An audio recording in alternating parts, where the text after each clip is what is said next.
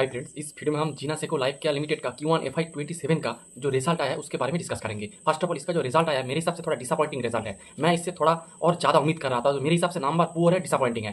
तो चलते अगर आप देखेंगे इसका जो बिजनेस मॉडल अगर आप देखेंगे ये आयुर्वेदिक सेगमेंट में काम करते हैं और इसका दो पिलर है, यानी इसका दो सेगमेंट है। एक है इसका सर्विस वाला सेगमेंट जहाँ पे इसके पास हॉस्पिटल्स वगैरह है जिसमें ये लोग आयुर्वेदिक ट्रीटमेंट वगैरह प्रोवाइड करते हैं, और दूसरा इसका प्रोडक्ट वाला सेगमेंट, यानी इसके खुद के पास बहुत सारे मेडिसिन है। ये मेडिसिन अपने जो हॉस्पिटल में भी ये लोग इस्तेमाल करते हैं और बाहर में भी ये लोग कुछ सेल वगैरह करते हैं। तो इसका जो दो सेगमेंट है, दो सेगमेंट इसका रेवेन्यू आते हैं, मोटा मोटी 50-50% का कंट्रीब्यूशन है। अगर आप देखेंगे इस क्वार्टर में आपका जो प्रोडक्ट सेगमेंट है ऑलमोस्ट 55% रेवेन्यू कंट्रीब्यूट किया है और रिमेनिंग 45% रेवेन्यू कंट्रीब्यूटेड फ्रॉम आपका जो हेल्थ केयर सर्विस से। तो ये हो गया बात। तो पहले हम ओवरऑल रिजल्ट देख लेते हैं। फर्स्ट ऑफ ऑल इसका revenue 29% year on year basis में ग्रो किया है। मैनेजमेंट का गाइडेंस था कि हम मोटर 40% कैगर में अगले 3 से 5 साल ग्रो करेंगे। तो मैनेजमेंट का जो गाइडेंस था उससे बहुत नीचे का परफॉर्मेंस हुआ है, तो नंबर एकदम ही ठीक नहीं है। फिर एबिडा 17% से ग्रो किया है, तो एबिडा मार्जिन भी घटा है। 45% था Q1 ऑफ FY26, अभी हो चुका है 41%। तो एबिडा मार्जिन गिरा है, इसीलिए ऑपरेटिंग लेवरेज भी इसका मिसिंग है। फिर पैट देखेंगे तो पैट 28% से ग्रो किया है। मैनेजमेंट का गाइडेंस था कि हमारा पैट 35% कैगर में ग्रो करेगा, लेकिन ग्रो कर रहा है 28% से। ऑपरेटिंग लेवरेज मिसिंग है, तो यही है, रिजल्ट एकदम ही खराब है मेरे हिसाब से। फिर हम चलते इसका सेगमेंट वाइज रिजल्ट।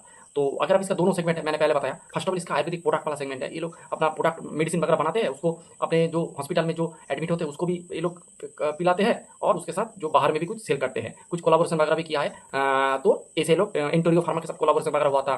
फिर कुछ ऑनलाइन में भी ये लोग सेल वगैरह करते हैं। तो ये है आपका प्रोडक्ट वाला सेगमेंट। तो प्रोडक्ट वाला सेगमेंट अगर आप देखेंगे 48% से ग्रो किया है, तो बहुत अच्छे नंबर है प्रोडक्ट वाला सेगमेंट का। और इसका EBIT 37% से ग्रो किया है। मार्जिन थोड़ा गिरा है, इसका मार्जिन भी 35% के लगभग है। मार्जिन ऑलमोस्ट 3 परसेंटेज पॉइंट घटा है। तो मार्जिन इनमें भी आपको जो आयुर्वेदिक वाला प्रोडक्ट सेगमेंट में भी इसको ऑपरेटिंग लेवरेज मिसिंग है। फिर चलते जो सबसे बुरा किया है, जो सबसे बुरा वाला पार्ट है इसका हेल्थ केयर सर्विस। अगर आप इसके पिछले क्वार्टर यानी Q4 में देखेंगे, उस टाइम पे भी इसका हेल्थ केयर वाला सेगमेंट सही नहीं कर रहा था। आपका बेड एडिशन कर रहा था, लेकिन उसमें ऑक्यूपेंसी वगैरह बहुत कम था। ऑलमोस्ट 55 के लगभग उसका ऑक्यूपेंसी लेवल था, ऑक्यूपेंसी घट रहा था। इस क्वार्टर में भी देखेंगे इसका जो हेल्थ केयर वाला सर्विस वाला जो सेगमेंट है, यानी हॉस्पिटल वाला जो सेगमेंट है, वो बुरा किया है।